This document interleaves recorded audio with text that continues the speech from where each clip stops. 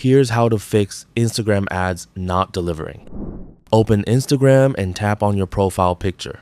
Then tap on the menu icon at top right corner and go to Settings. Scroll down and select Account Type and Tools.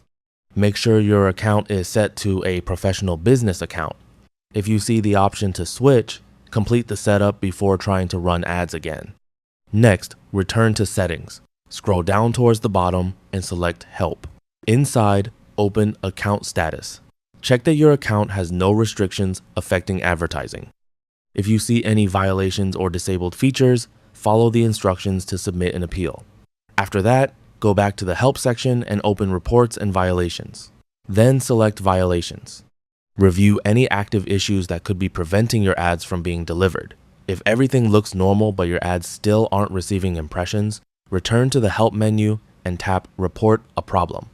Choose Report a Problem, select Don't Include and Continue, and describe the issue. Explain that your Instagram ads aren't delivering even though your account has no violations, then submit the report. Instagram's support team will review your request and respond with additional instructions if needed. Responses typically take between 24 and 48 hours, although it can sometimes take longer. That's all for this video. Thanks.